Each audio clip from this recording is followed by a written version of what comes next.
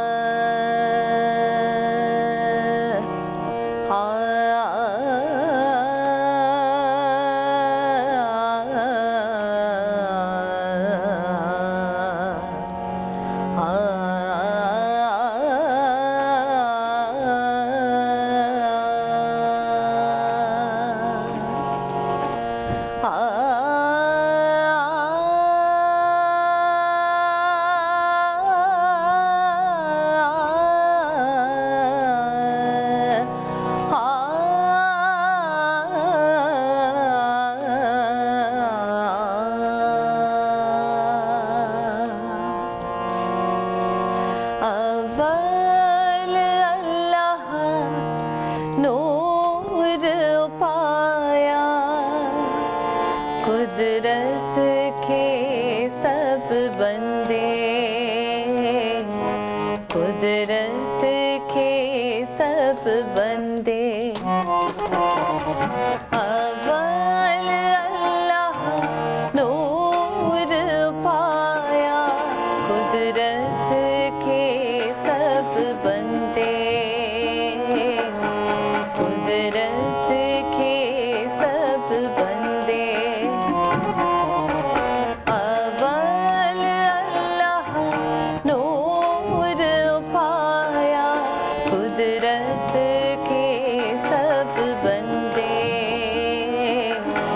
कुदरत के सब बंदे, एक नूर ते सब जग उपजिया, एक नूर ते सब जग उपजिया, कौन भले को मंदे, कौन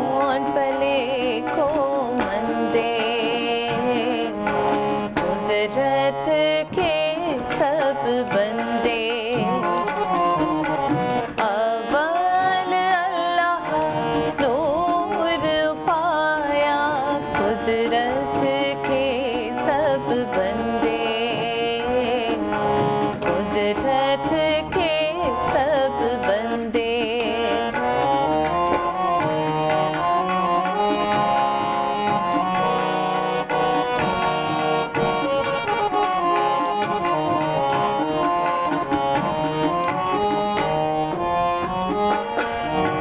लोगा परम न भूलो पाई,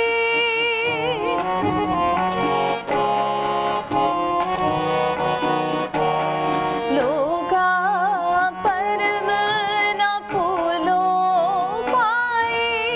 खालिक खलक खलक में खालिक,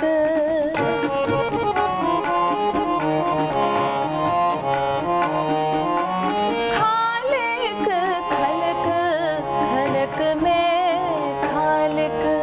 पूर रहे ओ सर्व ठाई, पूर रहे ओ सर्व ठाई।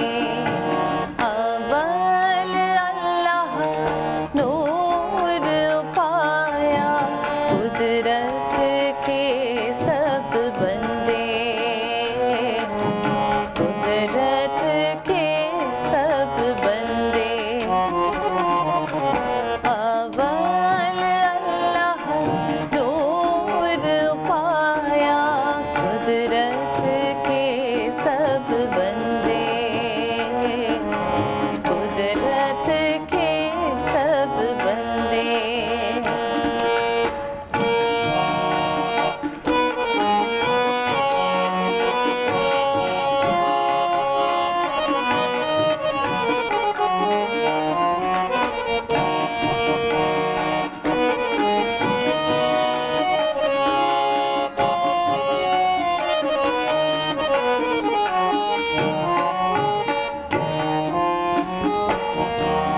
माटी एक अनेक पात कर,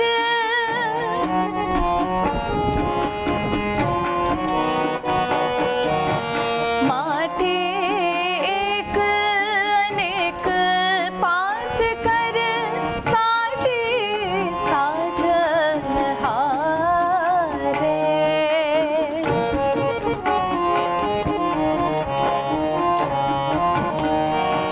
साजी साजन हारे। ना कछ पूछ माटी के पांदे,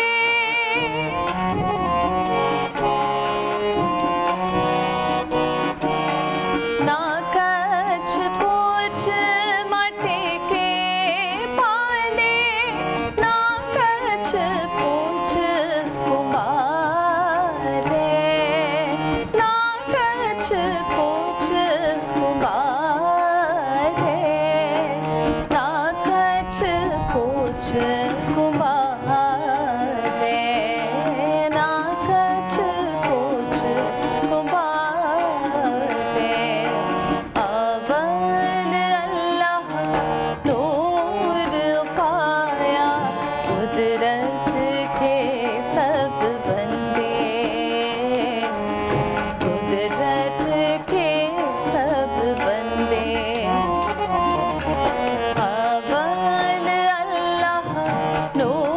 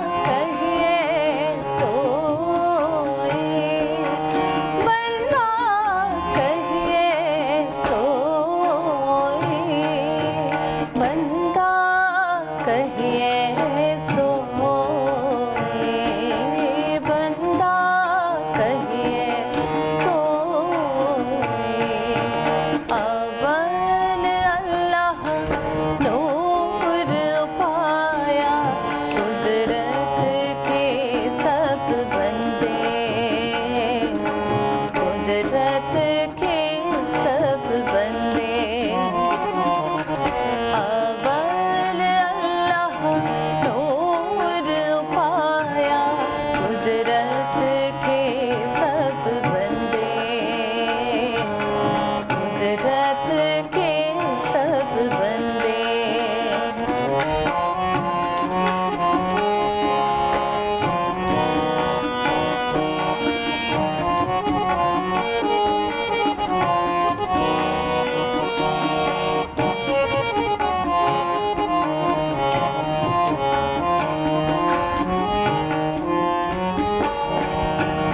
अलहो अलख न जाए लखिया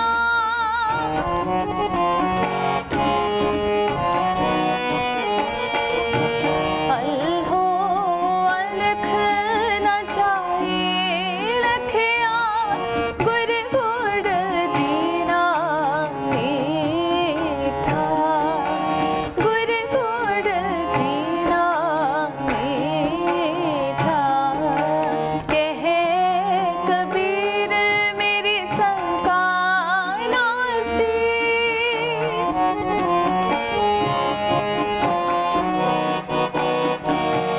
कहे कबीर मेरी शंका नासी सर्व निरंजन डीठा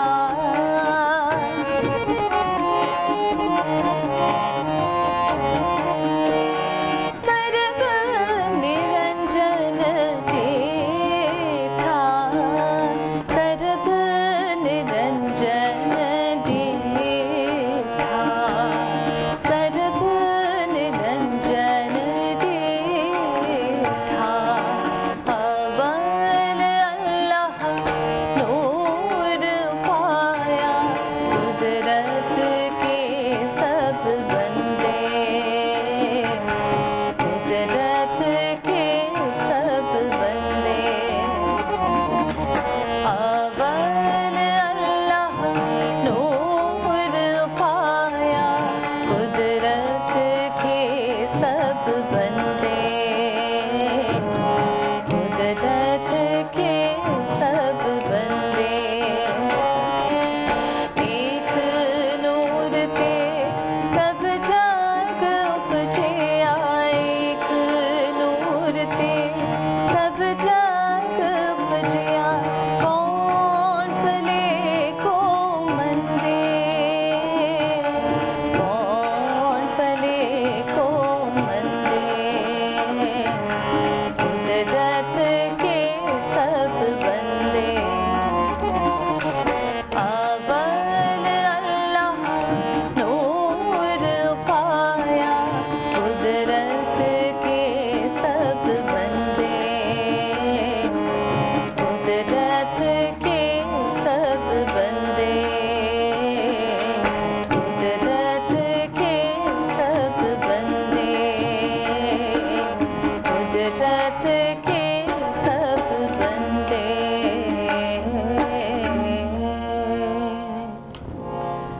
वाहिगुरु जी का खालसा वाहिगुरु जी की फतेह।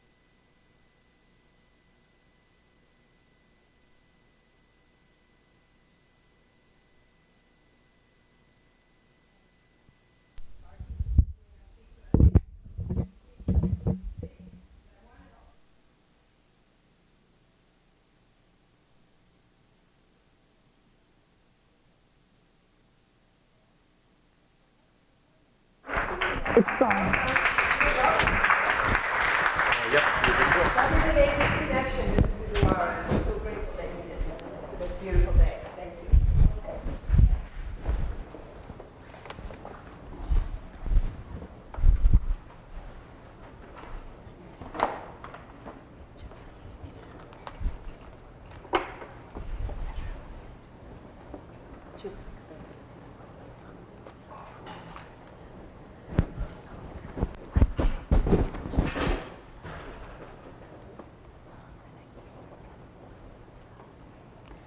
morning, everyone.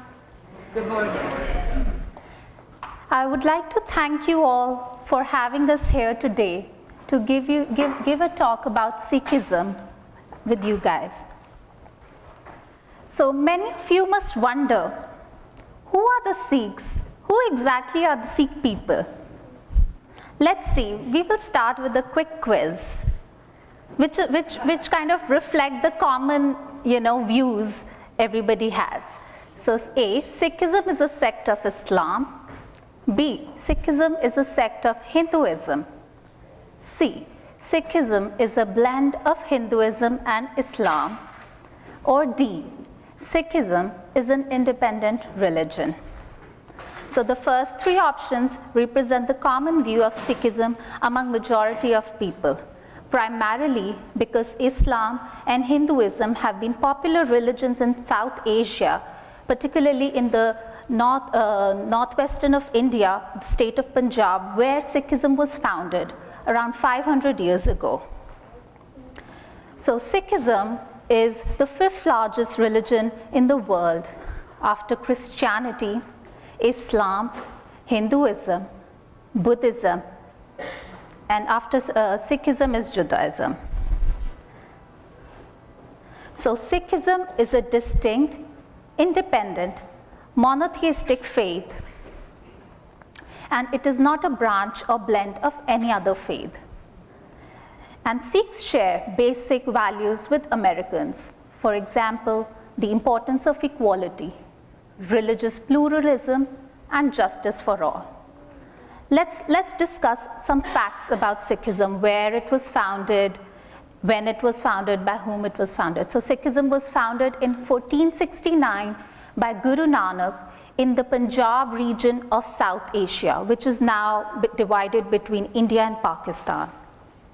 Yes, in this slide you can see the geographical location where the religion actually was founded and flourished in its earlier years.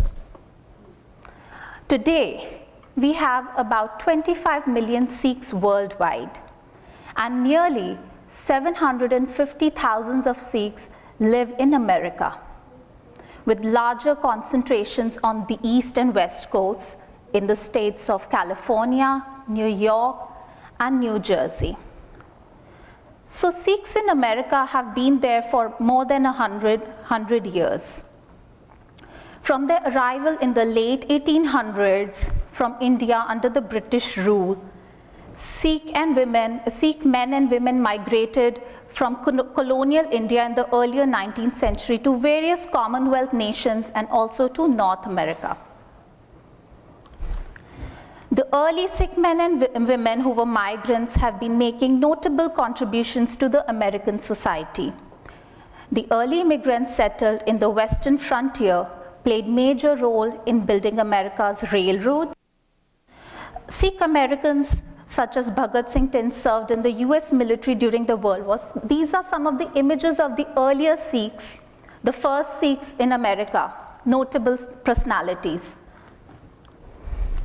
Today, Sikh Americans serve in all walks of life, from teachers to pilots, musicians, doctors, from social activists to filmmakers and movie stars. These are some of the personalities, very popular personalities, Sikh Americans. Let us talk a little bit about the core beliefs. So, the Sikh worldview centers on the idea of oneness. Sikhs believe that people of all faiths worship one divine who created this world and lives within it. Beautifully expressed by the first Guru, Guru Nanak, in the root verse, which is the opening verse of the Sikh scripture. Sikhs aim to recognize the divine presence in all aspects of life. And this constant remembrance contributes to the cultivation of a loving spirit and ethic. So these two complementary aspects of oneness and love are the core theological precepts of the Sikh tradition. And from these two concepts, oneness and love, come our three core beliefs, which are the principles of the Sikh way of life. The first being Naam Japna, in the traditional language, Naam Japna, which is devotion to God, which means introspective living in simple terms. To be in constant remembrance of the ever-present force of the Creator, cultivating our own spirituality day in, day out. The second core belief is Kirat Karna, truthful living in simple terms, to earn in a just manner with integrity and honesty. Only when we will be earning, we will be doing work, we will be able to make a contribution to the society in many ways. So thereafter we come to the third core belief, the principle of the Sikh way of life, Vanchakna, which means generous living, to be able to share the rewards of life rather than just accumulating wealth. So not just in monetary terms, Vanchakna means to be able to share your resources, your time, being able to serve the society, to have a purposeful life. Some of the Sikh core values stemming from the beliefs, as we all have discussed: one God which loves and sustains all humanity. Equality means respect for all genders, people coming from any faith, religion, race, ethnicity, having any kind of orientation or identity. Living on an honest living, service to humanity, social justice. Again, I'm trying to we have a lot of importance, we give a lot of importance to remembering God in whatever daily tasks in our daily life. Sikhs also, I would like to point out here that Sikhs do not believe in fasting, superstitions, ritualism, and caste system. And Sikhism also prohibits smoking, drinking alcohol, or taking any intoxicant. So all of the above beliefs and values which we discussed center around the teachings of the 10 gurus which we had, starting from the first guru who was born in 1469 till the 10th guru, Guru Gobind Singh, till 1708. And what happened? The 10th guru gave the authority of the ultimate guruship to the eternal living guru of the Sikhs, which is the Guru Granth Sahib, our sacred scripture, which contains the guru's teachings and writings. We will discuss a little bit more about Guru Granth Sahib, some facts later in the presentation. First, I would like to discuss the meaning of the word guru with you, because you all must wonder what exactly does guru means for a Sikh.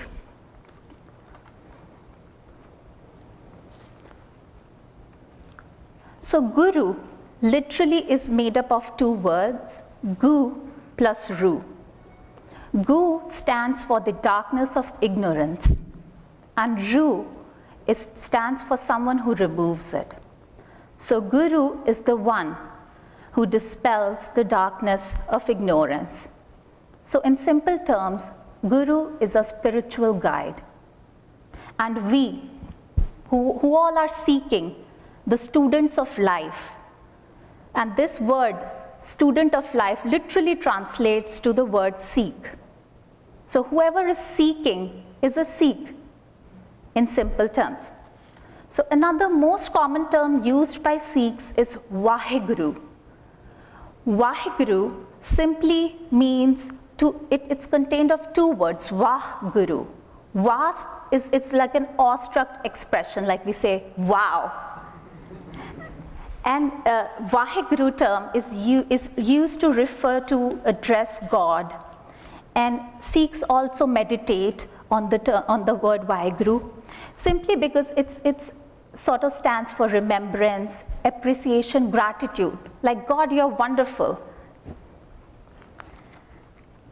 So simply, this is because constant remembrance of the almighty greatness. We have to realize the divine each day, every second.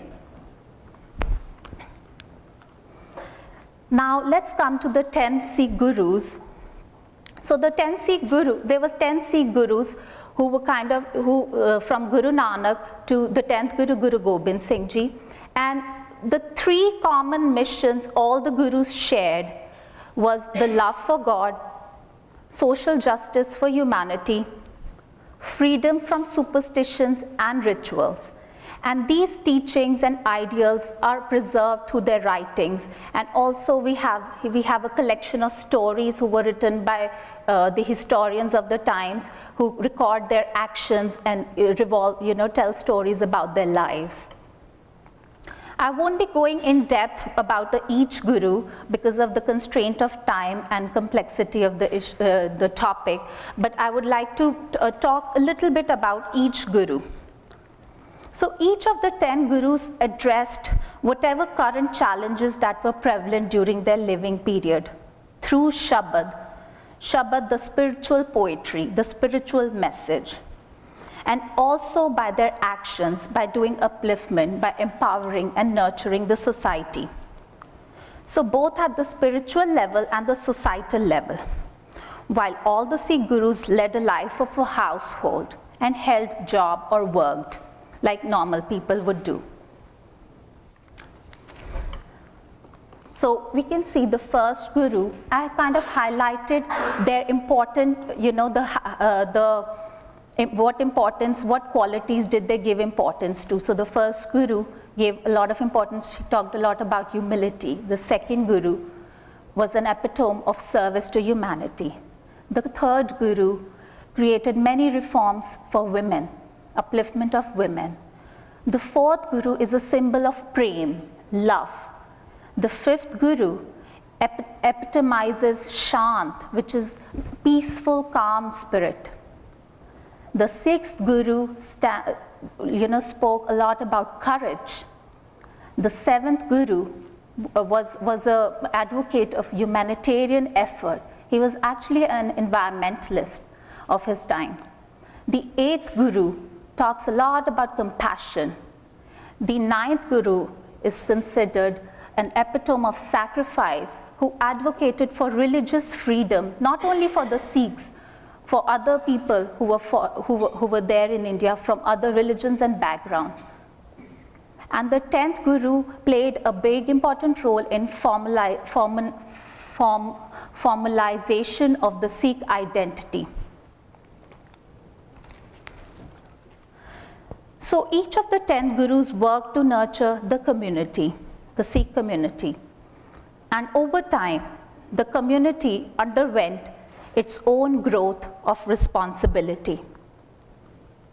That's when it was during the 10th Guru's time that he called the Sikhs to come and gather to celebrate Vaisakhi, which is an important harvest festival of Punjab. So thousands of Sikhs from various parts of the country, they were informed well in advance that Sikhs will be celebrating Vaisakhi in the summer of 1699. Guru Gobind Singh Ji wants all the Sikhs to come to Anandpur, the town in Indian state of Punjab, and to celebrate the harvest festival. And it was on this occasion that the Sikhs were formally institutionalized and given authority. A community of the initiates, the baptized Sikhs, the Sikhs were baptized. The community of the initiated Sikhs is called Khalsa, which literally translates to pure ones in simple words. So the last Guru, Guru Gobind Singh Ji, created Khalsa. He initiated the Sikh. The Khalsa is meant to be committed to the Sikh way of life.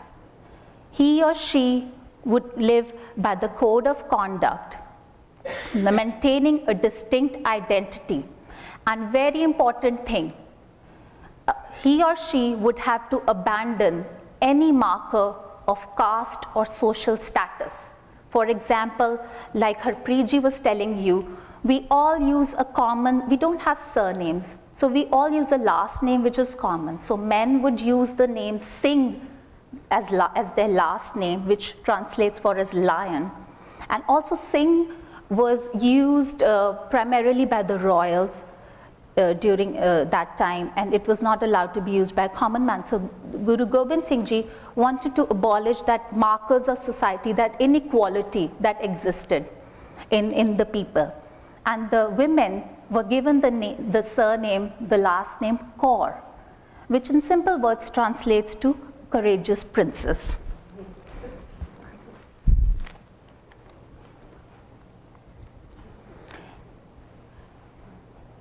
Also, an important thing for a Khalsa, an initiated Sikh, was to maintain a distinct identity. What was this distinct identity? We'll talk about this. So this distinct identity was marked by wearing of the 5 articles of faith, which we will discuss. Yes. So a Sikh maintains a unique visual physical identity by preserving the 5 articles of faith, also called the 5 Ks, where K stands for a kakar. All baptized Sikhs, the Khalsa, wear 5 Ks at all times. And each article of clothing symbolizes a special Sikh belief. I have a visual here which shows the 5 articles of faith for a Sikh. Firstly being Kanga. Kanga is a small comb which represents cleanliness of our hair, also the cleanliness of mind. Kesh. Kesh translates to unshorn hair. All the Sikhs were told to not trim their hair, have unshorn hair, as a symbol of spiritual power. It's almost like the way God, we have to stay the way God has made us, and not kind of, meddle around with a lot with our, vanity. The third kakar is a kada, which is an iron steel bracelet, which all Sikhs wear.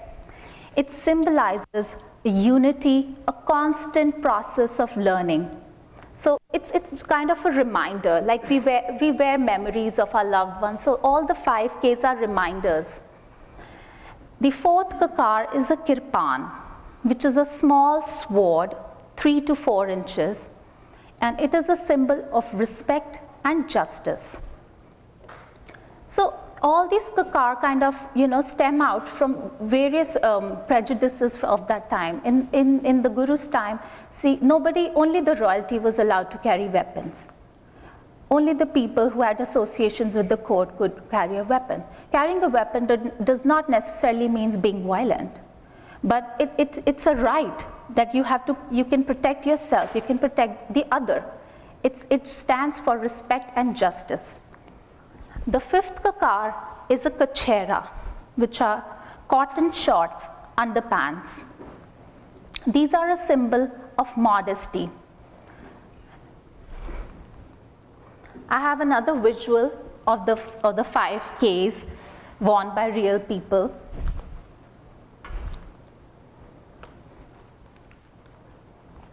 So Sikhs recognize these articles of faith as gift of gurus and wear them with absolute love and appreciation.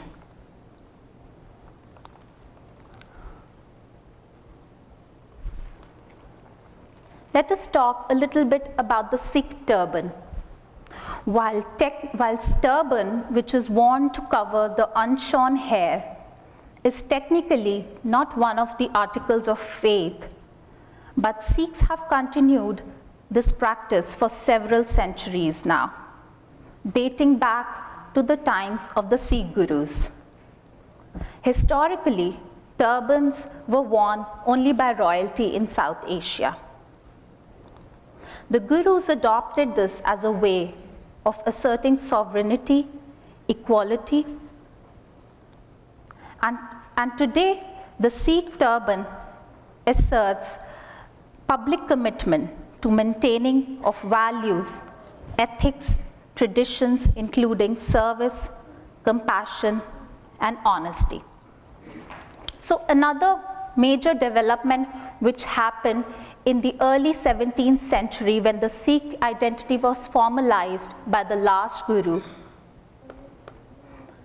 was the last Guru also created another entity which would govern the Sikh community for the coming time, for eternity. That was called the Guru Granth Sahib Ji, the final sovereign eternal Guru, which we all talked about, the script, the Holy Scripture.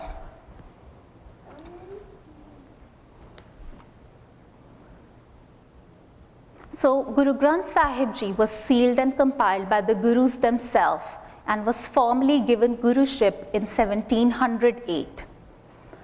The Guru Granth Sahib Ji shares the ultimate authority within the Sikh tradition. Compiled by the Gurus themselves, it consists of writings of divinely inspired poetic recitations, scaled to musical rags. It also incorporates writings from other saints who shared the same worldview, although belonging to different backgrounds. Ultimately, Guru Granth Sahib Ji is seen as truth revealed directly from one.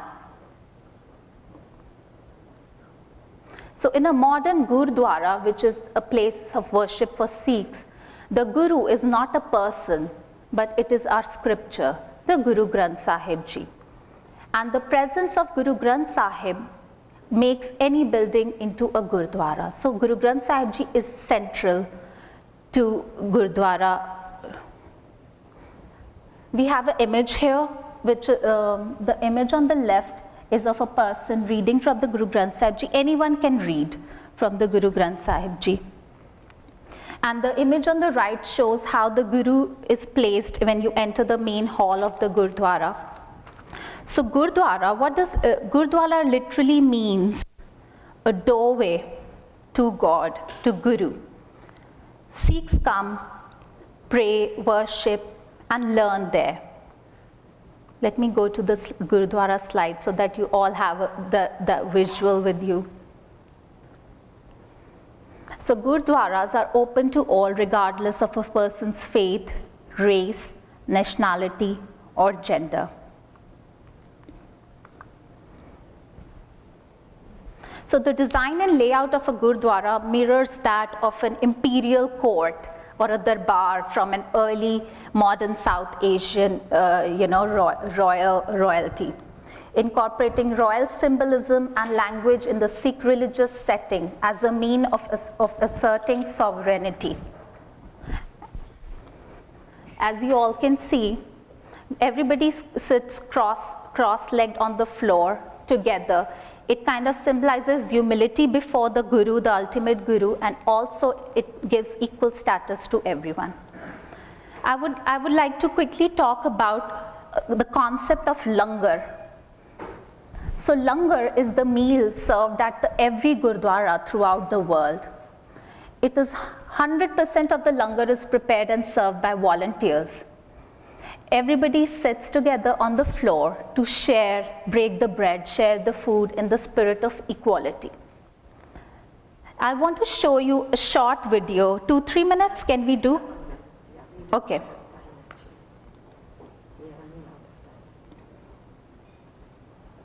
Just a glimpse of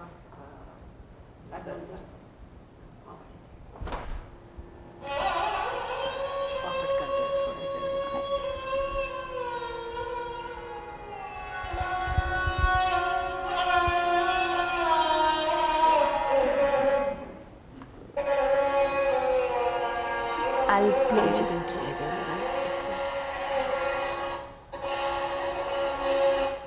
So this is from Amritsar, India. We just wanted to show you a video to just have a visual impression of how vast the whole thing is. Can we move to the point where they are cooking a little bit?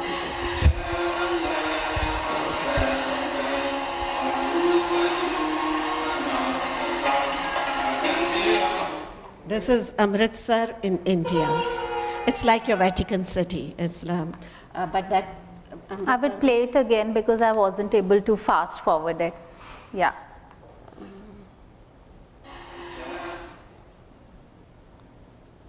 Three.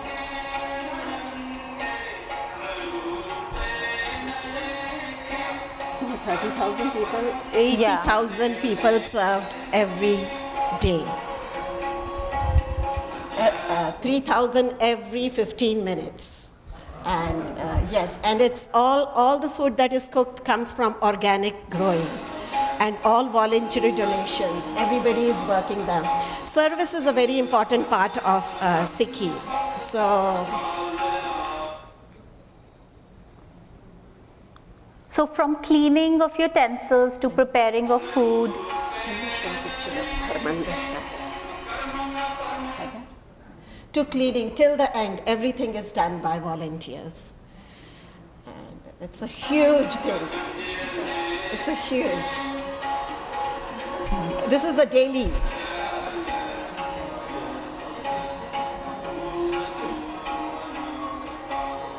And almost every historical Gurudwara in India serves langar. Langar is a very important part of Sikh worship.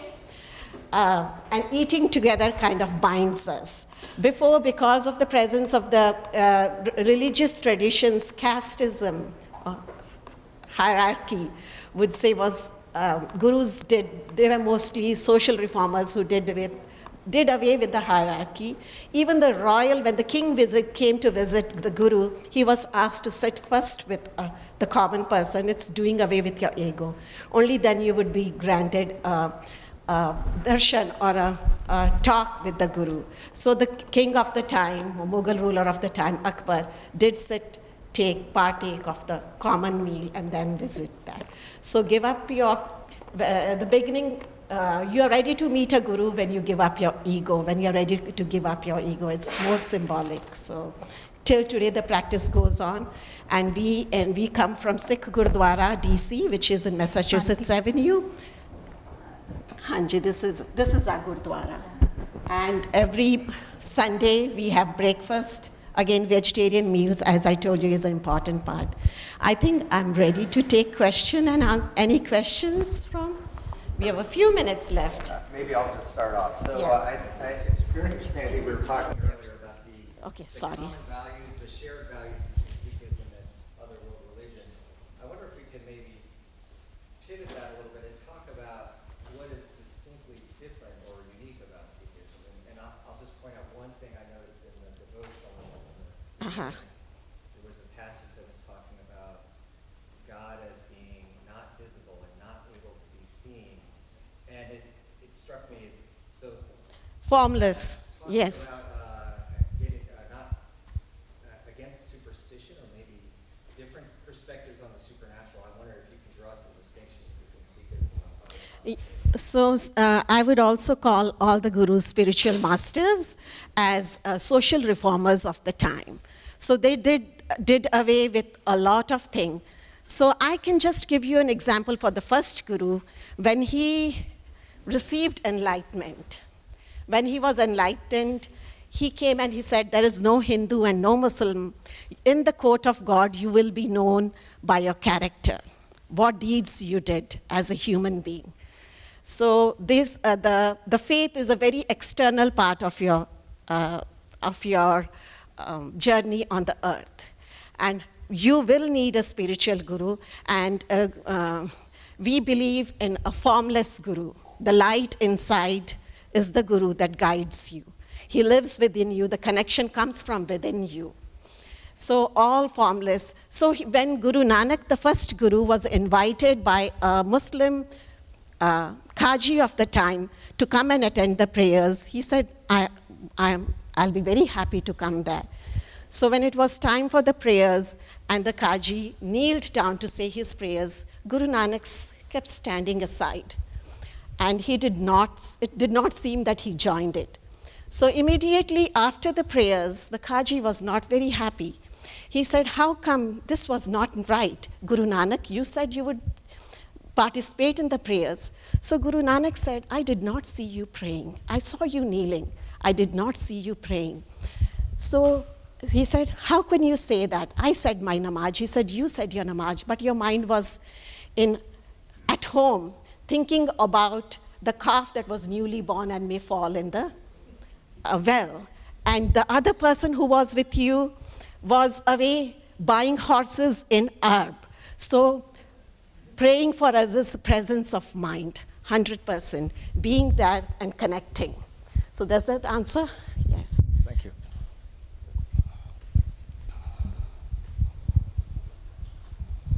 How do you continue your service? How do we continue as? Yeah. I did not. How do you continue the service in the Sikh? Oh, so how do we have? Mostly our services begin in the morning. I usually singing from the scriptures. The scriptures are handwritten by the gurus and in a state of inspiration. And we call it Bani. The word of the guru is Bani. They are supposed to be more songs of the soul, and they come directly, at a state of inspiration.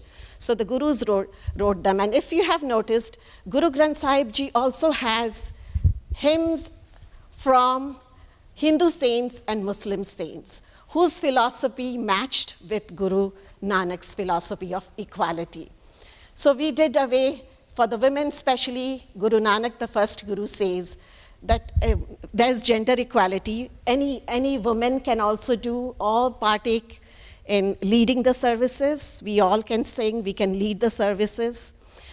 We used to fight, women back used to fight, and we are especially told not to cover our faces, and that there was tradition of the women getting burned, sati, after the death of the Guru Sahib did away with it. So he said, how would a first guru says, how could you call her bad, from whose womb comes the saints and emperor? So that's how he treats women are treated. Women play a very important role. And the services that you see is usually singing, and the singing from the hymns, the center, if you see it's like a throne, which means he's the true king, the spiritual king, is the Guru Granth Sahib or the word. There's no human. We do not worship ideals of women, human guru. There's no human guru. We believe in saints. Yes, we do have saints as you have saints, but no guru as such. And singing is a way. Is any question? Yeah. Does it answer? Yes, after that, yes. I have a very worldly question. Yes. You have these 5 symbols that everyone keeps on their body all the time. What happens when you go to the airport these days? I'm not allowed to carry. So we have been giving TSA trainings to bring awareness to the security for the importance, and I'm carrying it one. I'm a teacher also. This is more, it's a symbol of being, so this is very historically connected. People would not come forward during the time of gurus, and it happens today also. Something wrong is happening, we try to look away. We do not want to take part in it. So this is like all have, Guru says, for us to stand up when you see injustice. It's just a symbol. It's a very small, and it's usually blunt. But it reminds me, just as a cop, is that, you can recognize me that I'm a Sikh from my external, and you would reach out to Sikh. And for years in India, Sikhs have been looked out to help at the time of distress. So this is, who to. If you have I don't need a voluntary. Somebody sees, you are a Sikh, I'm sure you're going to help me. So this is, we will risk our life to help others. So this is why we carry a sword with us. It's more symbolic, and the reminder by the Guru that during the Guru's time, people used to hide whenever there was atrocities or injustice done, and even Sikhs used to do that. And the during ninth Guru was beheaded by the Mughal ruler of the time. The fifth Guru was martyred during his times, and nobody came forward to acknowledge it. And then Khalsa, the 10th Guru, built the Khalsa, the baptism, to say that no, be proud of you, who you are, how you look, and stand out. And this is cowardice, running away from your duties. So that's how we carry them. No, I'm not allowed to, but in India, yes, we allowed to carry my. No, we put it in the bag that goes for the, yeah. So in my last incident, I was in Texas. We reached on time, and I could not put it. My baggages were already gone. So I had it, and the person there said, please trash it. I said, no, you can take it to the cockpit. Whoever, hold it for me. If the pilot can hold it for me, and I'll take it when we come out. He said, no. I said, this is an article of faith. Then he said, stopped, and he said, let me refer to my senior. And they had the training. We have a lot of, and he said, no, she's allowed, and I was allowed to carry. But this was an exception. We are not. Yes. Yeah, but I hope you understand what goes beyond. So I was in one of the unity table was set up, and which we have every year. We set up, and somebody said, if you are peace-loving, why would you have a sword? And he was from a Jewish community, have a great respect, and they are, actually, I think we learn a lot from them and the struggles also.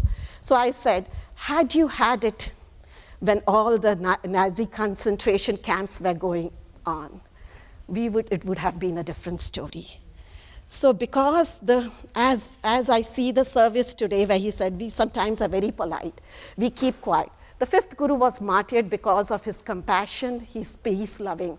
And then the sixth Guru started, no, we need saint-soldier kind of life. The Sikh way of life is first a saint. Only a saint can be a good ruler, and not the other way around. Weapon does not go to any and every one. Only a weapon will be used in the right manner for injustice if it is in the hand of a saint. So cultivating that principle of saintism and warrior, that two combinations make a Sikh. If you would, in short, want to have a definition of Sikhs, that is what we define, saint and a soldier. But the saint comes first. The first 5 Gurus showed us how a saint would live. And from the 6th Guru onwards showed us, no, we need courage to survive, otherwise you will be martyred. You are not heard. You will be wiped off. Yes, I think. Yes. Okay.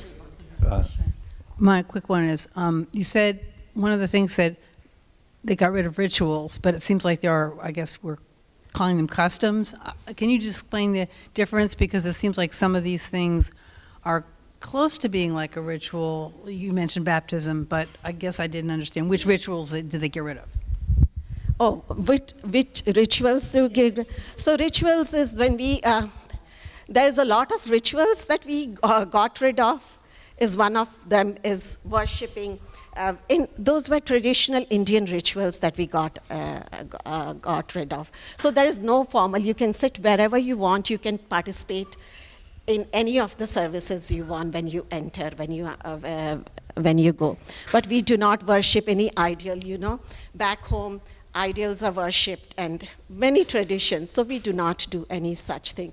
But that is one ritual is a rite of passage, I would say, for the Khalsa. That's a one-time ritual that we are doing away. But we specifically maintain an identity. Most of them, what of the ritual is, we do have a structure, if you would say, inside the day we would need a structure, wouldn't survive. So we do have a structure that it starts with the kirtan, everybody singing together. After the kirtan is over, like you stood up, everybody, and had a prayer, addressing, we have that kind of standing up and praying and taking the word of the day from the Guru Granth Sahib Ji, or the command of the day. That's the process. Okay. Thank you so much for the presentation. Several quick questions. Baptism. Yes. It's a largely Christian crowd. I think we'd like to know more We about just that. borrowed the word to It's not called baptism, we call it taking Amrit Chakna. So we just use the word, which is close to, you also have baptism for you to understand. Those who want to go deeper in the religion or want to adopt the way, go for baptism, but not all Sikhs are baptized. Last, the theory of the end of days. Do you have a apocalyptic theory about what happens at the end of the world? Yeah. We do not. We do believe in recycling, that we come back and back and back. If you have done good deeds, you come back as a better human being, or maybe you have the potentiality with your deeds on earth. So this is our arena. With your deeds on earth, you can fall down and be an animal and come back as an animal, or raise yourself and be a saint and come back as a saint, or be one with the light. The ultimate goal is to be one at the light. Also, I would like to stress is Sikhi does not, we do not believe in, even when we talked about baptism, you are asked 3 times whether anybody has pressurized you, or you are doing under pressure, or anybody is trying to convert you before they are baptized. So baptism is not easy. You choose the way and you make a commitment without external influence. Also, Sikhi does not believe that we hold the franchise to God. Guru Sahib, as you read the hymn, says that God is a common light. Each one of us can reach that. And Sikhi we do not hold a franchise to God. If you are a Hindu, we are asked to say to a Hindu, we do not believe in converting. We are not missionaries. That is why you do not know much about us. If you are a Hindu, be a good Hindu. If you are a Muslim, be a good Muslim. That's how I would say also is different. We are distinct. We do not believe. And Sikh gurus had very good friends from saints from other caste, and they were not converted, and they were not influenced to be converted. So what is asked from us, so Guruji asks us to live a kind of life that will inspire others to be like you. So live through example and inspiration. You've done a really good deed today in giving us this beautiful, no, I want to thank you. Thank you.